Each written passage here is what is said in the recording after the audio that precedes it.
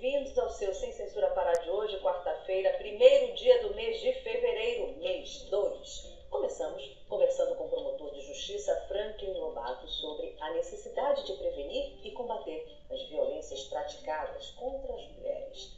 Ele trabalha na Promotoria de Violência Doméstica e Familiar da capital e orienta como denunciar estes crimes.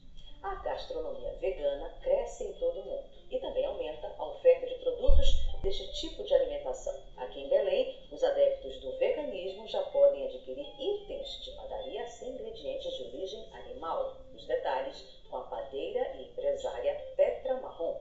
E hoje é o samba do rancho Não Posso Me Amofinar que toma conta do nosso estúdio. Vamos saber mais sobre a história da primeira escola de samba de Belém e conferir os preparativos para o desfile deste ano.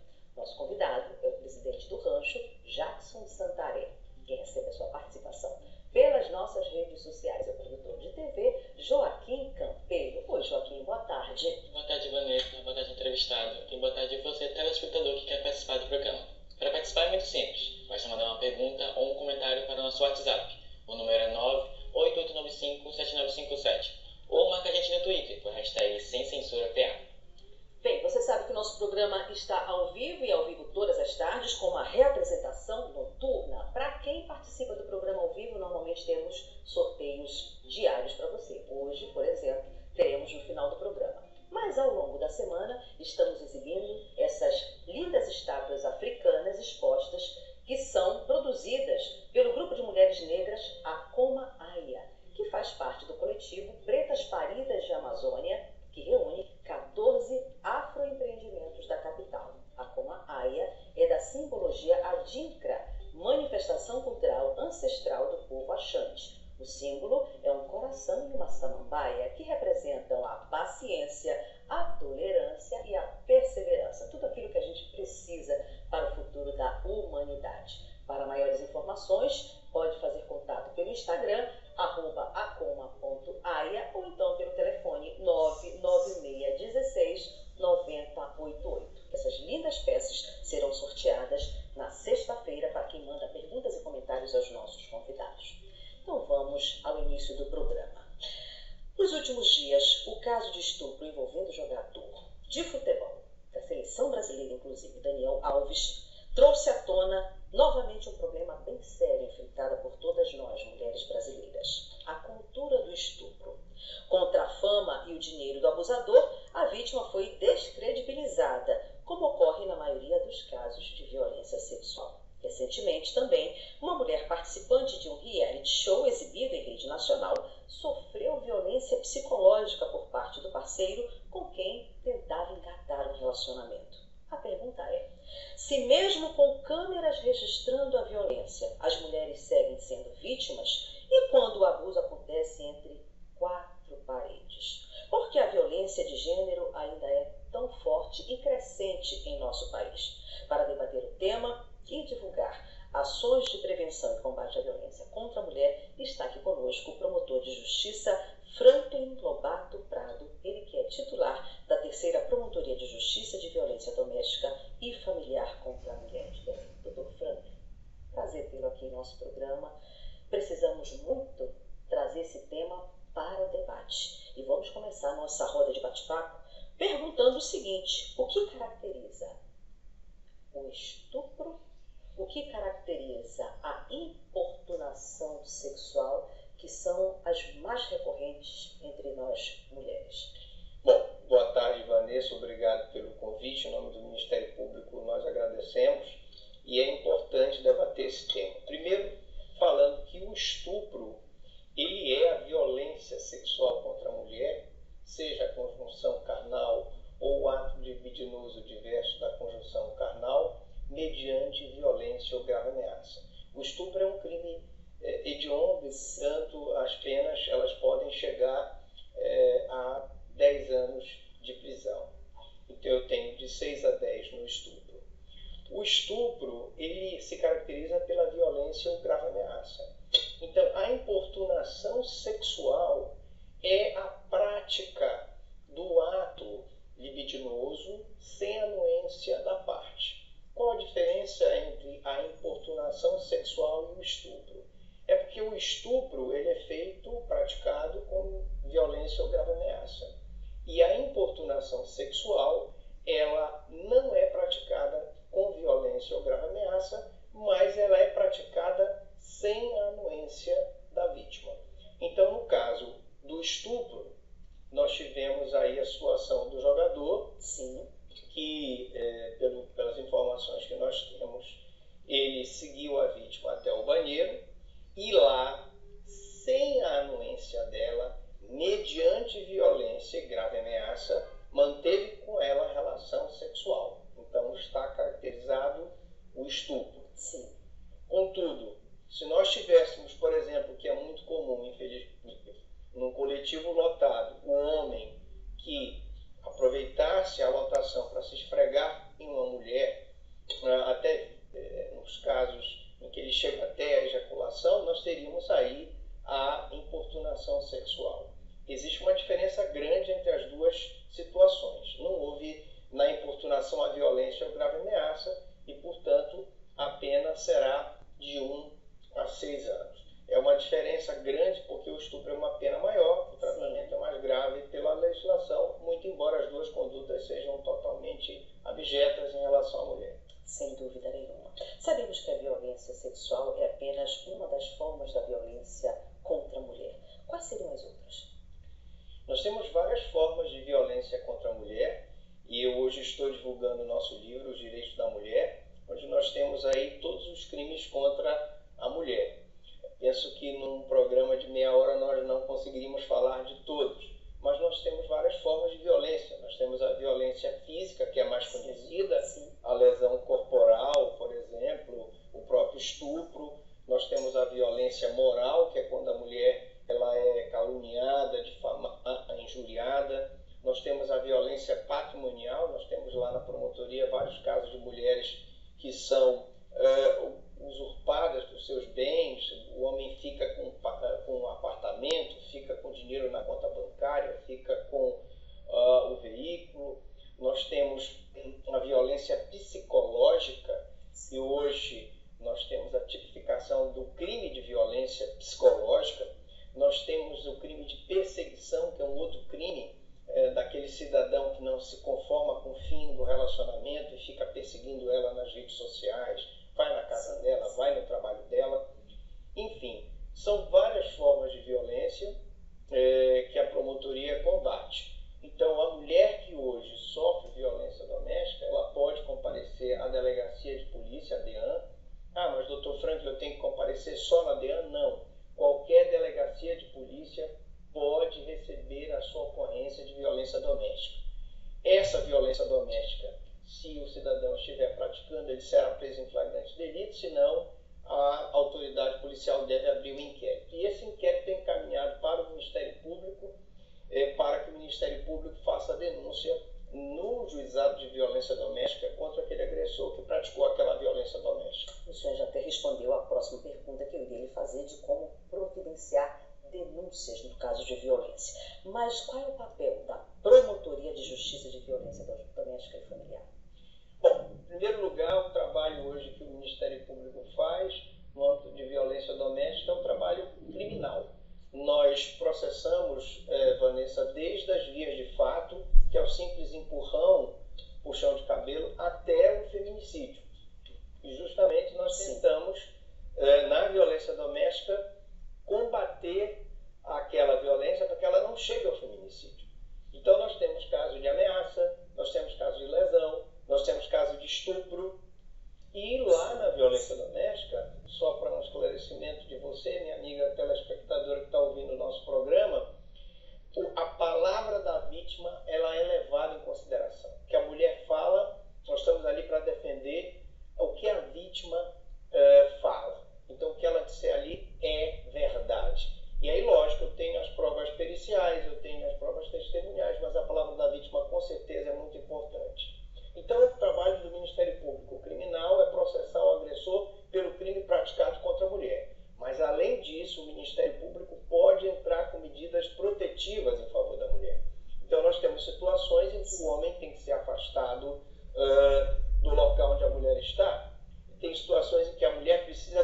pensão alimentícia para manter aqueles filhos enquanto está processando aquele caso. Precisamos, por exemplo, daqueles casos de afastamento dela do trabalho. Sim. Então, existem as medidas protetivas que também são requisitadas pelo Ministério Público para que a mulher não sofra risco à sua integridade física. Quais são as punições que o agressor está suscetível a receber? Bom, é preciso ressaltar que a lei de violência doméstica é muito mais grave do que a lei comum. Se dois homens brigam numa festa, normalmente, se é uma lesão simples, vai para um termo circunstanciado de ocorrência, que é o resumo do inquérito. Se um homem simplesmente ameaça uma mulher numa festa e eles têm um relacionamento amoroso, seja de casamento, seja de namoro, ou seja de uma paquera naquele momento, está caracterizada a violência doméstica e ele poderá ser preso por essa ameaça. O que significa dizer que a violência doméstica é mais rigorosa em relação a essa questão. Já temos participação do público possível. Vamos lá. O Sérgio do bairro da Condor, ele pergunta se vídeos e fotos comprovando que a mulher foi abusada, ou importunada, ou estrupada não adianta, como provar o que a vítima está dizendo? Eu vou emendar na pergunta, porque ainda existe muita dúvida, mesmo com toda a comprovação de imagens do que está acontecendo ou do que aconteceu. Bom, infelizmente, existe ainda muita visão machista, misógina, de muitas pessoas que atuam no sistema de justiça.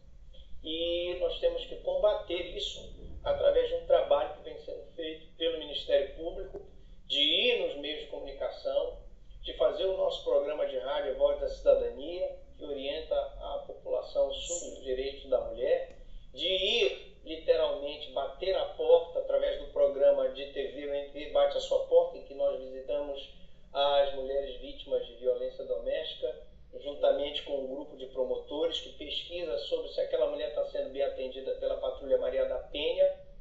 E, lógico, nos processos criminais a gente procura primar pelo depoimento dela e também reforçar, se tem um vídeo ou uma foto que prove que ela sofreu aquela agressão, com certeza esse vídeo e essa foto serão utilizados para a punição do agressor. Infelizmente, nem sempre o Ministério Público consegue a condenação do agressor, seja porque a vítima às vezes já se reconciliou e não comparece, seja porque ela comparece às vezes e fala em favor do parceiro, desmentindo o que ela falou na delegacia de polícia. Mas é um trabalho contínuo que vem sendo feito com êxito pelo Ministério Público na defesa do direito da mulher e no enfrentamento à violência doméstica. Na relação interpessoal, que tipo de comportamento pode ser considerado como cultura do estupro? Bom, o que o homem tem que entender é que o não é não e o sim é sim. Se a mulher diz não, se o homem tenta, apesar do não da mulher, mediante violência ou grave ameaça, ou manter a conjunção carnal ou praticar um ato libidinoso, ele está praticando o estupro. E isso acontece inclusive com maridos. O marido, ele não tem direito de dispor do corpo da mulher. O parceiro não tem direito de dispor do corpo da mulher. Portanto, tem situações em que a mulher não quer aquela relação sexual e ela é importunada e ela é estuprada, abusada. E nesse caso, se trata de uma conduta criminosa que nós temos que punir. Mas bem, O professor Mauro Rocha, ele diz que o estupro ainda vitima milhares de mulheres de todas as idades no Brasil e no mundo. As suas consequências para as vítimas são severas e devastadoras. A violência sexual tem sérios efeitos nas esferas física e mental no curto e longo prazo. E ele pergunta, como mudar essa realidade com leis mais rigorosas? Bom, eu penso que as nossas leis já são muito boas. Eu acho que nós temos que lutar para implementá-las. Paralelamente a isso, nós temos que fazer um trabalho com as escolas, com as faculdades, e na rádio, e na televisão, fazer seminários. Nós estamos, inclusive, agora organizando em parceria com o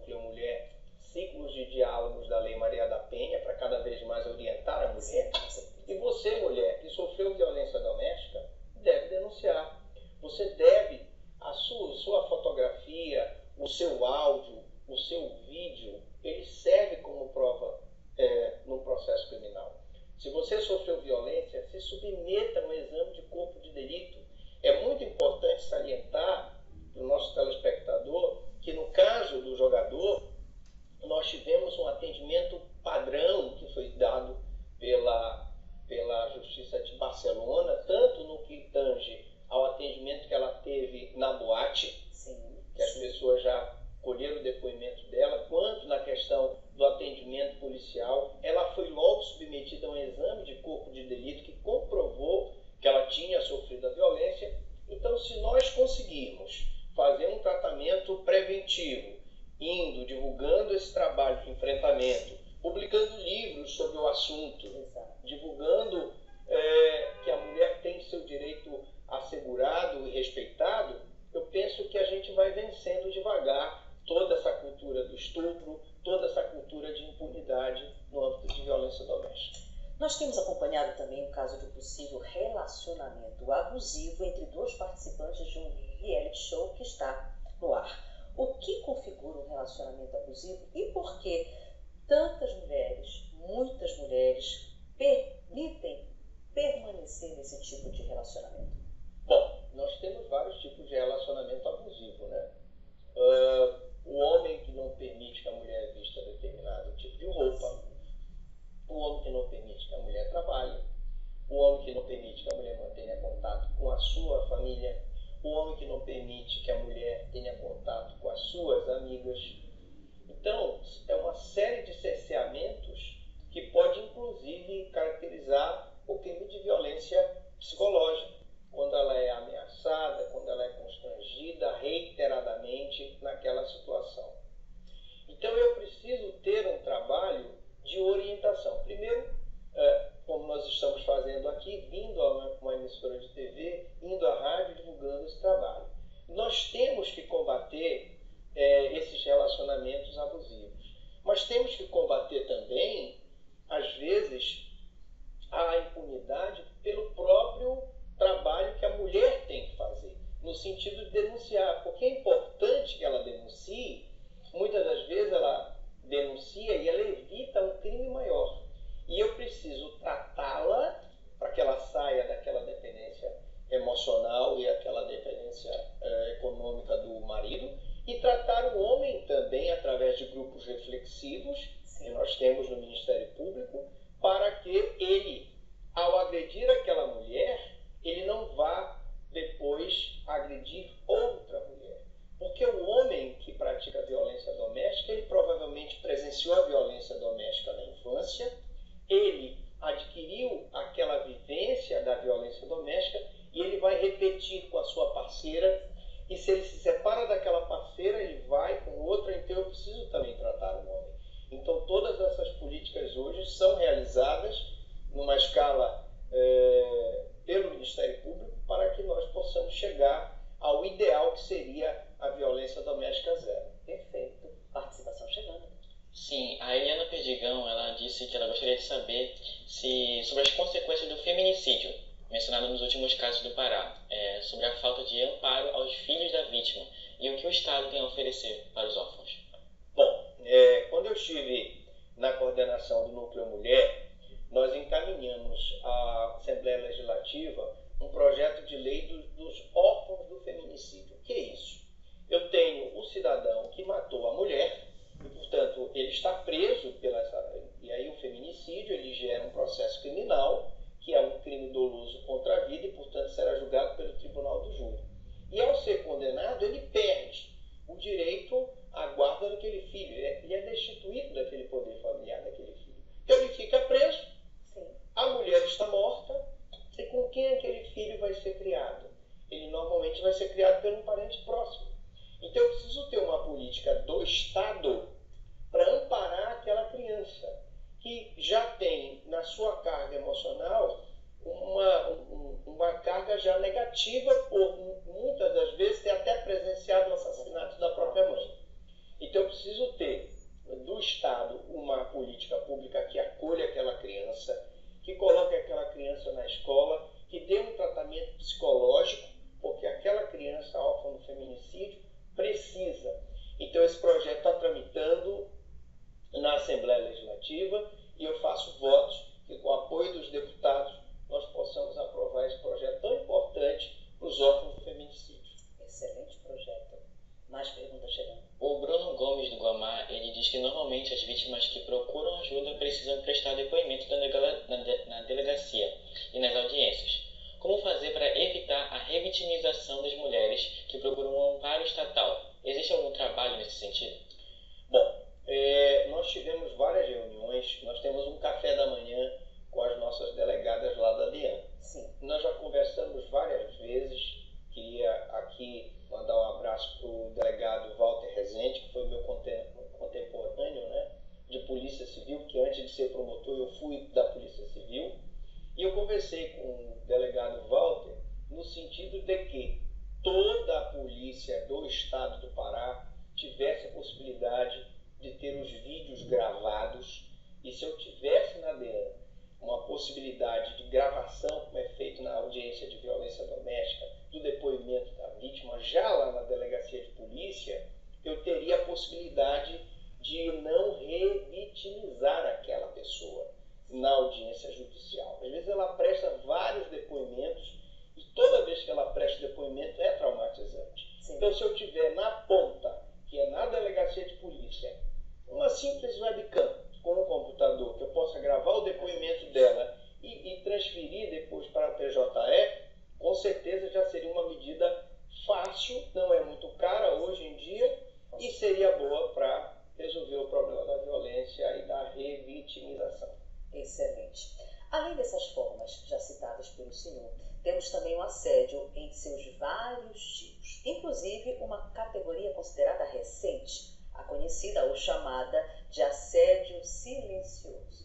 Estamos às vésperas do Carnaval, onde esses casos com certeza aumentam. O senhor poderia explicar melhor o que configura o assédio silencioso? Bom, como denunciar? Diferente do estupro, que é a conjunção carnal e o ato libidinoso diverso, ou mediante violência ou grave ameaça, diferente da importunação sexual, que é aquele ato libidinoso sem o consentimento, mas sem a violência e sem a grave ameaça, o assédio ele tem uma característica peculiar. O assédio, como ele está previsto na legislação penal, ele é uma conduta em que há um pedido de favorecimento sexual, mas aquela pessoa que está pedindo, ele tem algum grau de hierarquia em relação à pessoa assediada. Então, o assédio, como ele está na legislação, ele é mais no ambiente de trabalho, quando o chefe, por exemplo, assedia a sua subordinada, né? Quando o patrão assedia a sua estagiária. Então, há uma relação de subordinação. Esse assédio que acontece no carnaval, ele é mais considerado a importunação sexual. Por quê?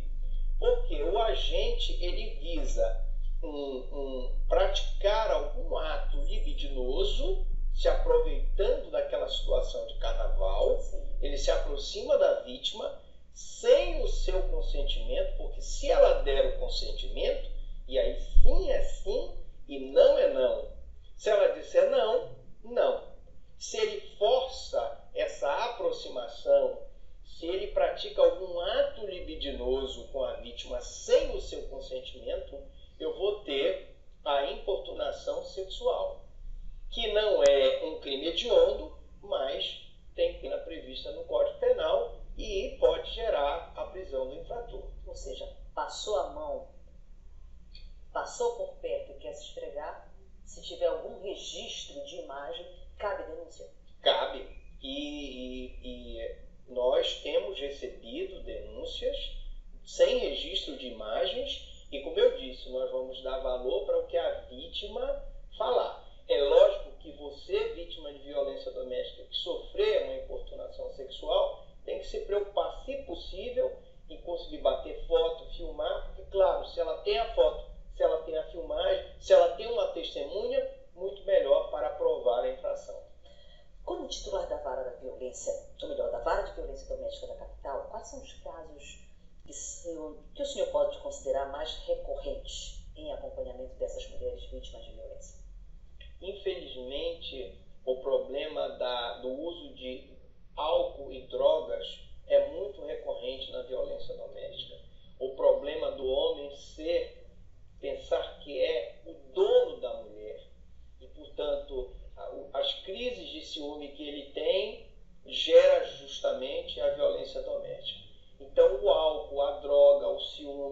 sentimento de machismo, o sentimento de dominação, o sentimento de superioridade que, infelizmente, o homem tem em relação à mulher, ele gera esse tipo de violência. E aí nós temos muitos casos de ameaças, nós temos muitos casos de vias de fato, mulher que recebe um tapa, puxão de orelha, puxão de cabelo, empurrão. Nós temos muitos casos de estupro, de importunação sexual, nós temos muitos casos de feminicídio, tentativa de feminicídio, e que nós precisamos trabalhar tanto a cultura do machismo quanto a cultura da dependência emocional que a mulher tem do homem, principalmente a dependência financeira, razão pela qual nós criamos um projeto chamado Empoderamento Empreendedor, que visa qualificar a mulher para inserção no mercado de trabalho, tanto com uma atividade empreendedora, quanto para que ela entre no trabalho formal, com carteira assinada, e, portanto, nós estamos buscando parceria, porque a mulher precisa ser atendida de forma integral. Eu preciso regularizar o imóvel onde ela está, ela normalmente é mãe e pai de família, eu preciso dar aquele momento para que ela receba uma ajuda do Estado, mas depois qualificá-la, porque ela quer trabalhar, ela quer montar a sua padaria, ela quer montar o seu salão de beleza, ela quer montar, enfim, o negócio dela, e eu preciso qualificar e dar condições, através de linhas de crédito, para que aquela mulher saia da dependência econômica. Ela saindo da dependência econômica, com certeza ela não vai se submeter à violência doméstica. Eu poderia dizer, doutor Franklin, que a dependência emocional e financeira poderiam ser os maiores impeditivos das denúncias contra os agressores? Com certeza, Vanessa. Infelizmente, nós vemos que muitas mulheres, e eu não estou aqui para criticar ninguém, apenas fazer uma constatação, vão lá e, pela dependência emocional que tem, elas não comparecem à audiência ou chegam lá e defendem o agressor. Muitas vezes ela também faz isso não pela dependência emocional, mas porque ela tem filhos.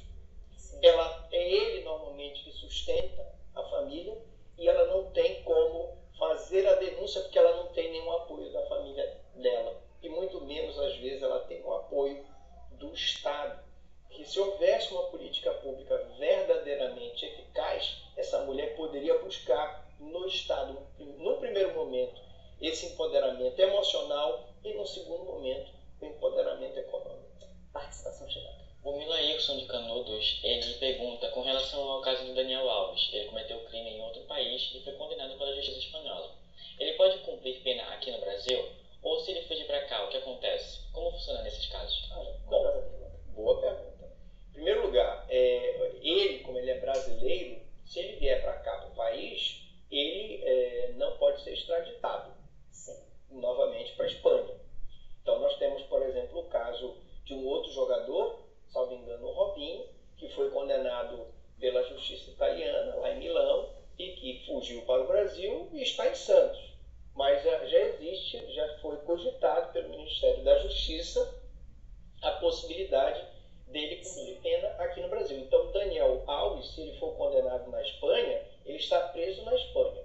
Se ele ficar preso, cumprirá a pena na Espanha. Se ele vier para o Brasil, existe a possibilidade da sentença penal estrangeira, no caso espanhola, sendo homologada pela justiça brasileira, ele pode cumprir pena aqui no Brasil. Mais participação. O Bruno Gomes, do Guamá, ele pergunta, na sua opinião, somada com a experiência de trabalho, homens sempre acabam ouvindo mais outros homens ou isso é apenas um mito?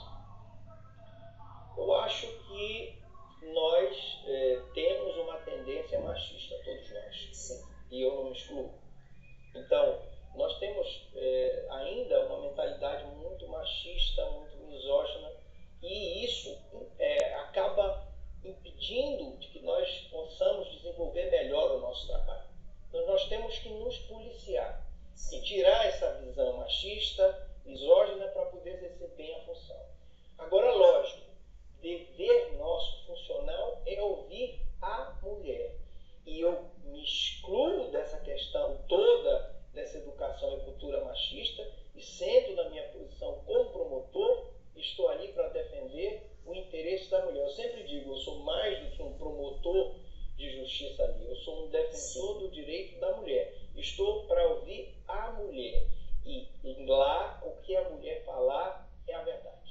inclusive, deixa eu até lhe revelar, nós fazemos uma reunião semanal com a equipe do Sem Censura para a gente mais ou menos que pré-definir os temas que estão em voga na sociedade e, claro, acatar todas as sugestões de pauta que o programa atende. E lá pelas tantas, nós chegamos à conclusão que desta vez a gente precisava realmente trazer um homem, que normalmente quem vem falar sobre casos de violência contra a mulher são mulheres. Parabéns pela atitude, pelo trabalho. Mais participação chegando. Sim, o Bruno Gomes, também do Gamay, ele pergunta sobre os filhos da violência. Atualmente é feito algum trabalho de base para que a criança de hoje não se torne um agressor de amanhã? Excelente pergunta. Bom, tem um trabalho muito interessante que tem sido feito pelo IDESO lá em Benevides. Eu tive a felicidade de participar, que consiste de nós irmos em escolas. Eu quero dizer que eu vou muito em escola, eu sou um promotor que não sou um promotor de gabinete, eu gosto de ir nas comunidades, ir nas escolas e nas universidades e conversar com a criança na mais tenra idade, para já desde o início nós fazemos um trabalho com eles em relação à violência. Então se coloca eles lá numa situação que eles possam refletir que a coleguinha lá de turma deles não pode e não deve ser agredida. Então a gente já faz esse trabalho com palestras, a gente vai às escolas, vai às universidades, justamente para conscientizar as crianças sobre essa questão da violência doméstica. Em algum momento da nossa entrevista, o senhor falou sobre grupos reflexivos dentro do Ministério Público. Qual é o papel desse tipo de serviço para a recuperação das pessoas, reabilitação ou até, eu não vou dizer tratamento, não é essa questão, mas que tipo de assistência psicológica esse tipo de serviço faz para a sociedade? Bom, em primeiro lugar, eu preciso ressaltar que não resolve só o promotor de justiça processar o agressor, colocá-lo na cadeia, pedir medidas protetivas. Nós precisamos fundamentalmente de uma política preventiva, e é por isso que nós já vamos até em escolas primárias falar sobre isso, como também eu preciso ter um tratamento da mulher e do homem. Então eu preciso necessariamente ter um grupo reflexivo. O que é um grupo reflexivo? São um grupo de mulheres, normalmente composto por uma quantidade pequena, que não pode ser superior a 20 pessoas, que nós vamos então trabalhar a dependência emocional da mulher, trabalhar a dependência econômica da mulher. Assim como nós temos os grupos reflexivos de homens, em que nós vamos trabalhar essa questão da agressividade do homem, do machismo, da misoginia. Então, hoje, quando o homem é beneficiado por uma pena alternativa, uma das cláusulas que é pedida pelo Ministério Público é justamente para que ele seja colocado num grupo reflexivo. Sim. E graças ao trabalho que vem sendo feito pelo Ministério Público, nós já temos implementado esses grupos reflexivos em várias situações, com resultados positivos, impedindo a reincidência. Então, esse grupo reflexivo serve apenas para atender os casos em tramitação junto à promotoria ou é de portas abertas para quem esteja precisando fazer parte dele? Você, mulher, que quer participar do grupo reflexivo, nós temos o nosso núcleo mulher, lá na Defensoria tem também o grupo reflexivo da Defensoria, nós temos um setor psicossocial na vara de violência doméstica que também faz o atendimento. É importante que a mulher saiba que nós estamos de portas abertas para receber você, se você precisar. Excelente, participação chegando. A Luana do Coqueiro, ela pergunta: se um adolescente agredir a namorada, sendo ambos menores de idade, é considerado violência doméstica? Como fica a punição para esse tipo de agressão? Excelente pergunta. Bom, se eu tenho um adolescente de 16 anos que namora com uma menina de 15, vamos supor, eu tenho aí uma situação de violência doméstica, porque se eles são namorados, basta que eles sejam ficantes para que já tenha a violência doméstica. E vai naquele dia lá com ela no cinema e lá os dois se desentendem, ele dá um tapa nela, já é violência doméstica. Contudo, como ele é menor de 18 anos, ele não vai ser processado pela vara de violência doméstica. Vai ser feito um auto de infração, boletim de ocorrência na vara da infância, pela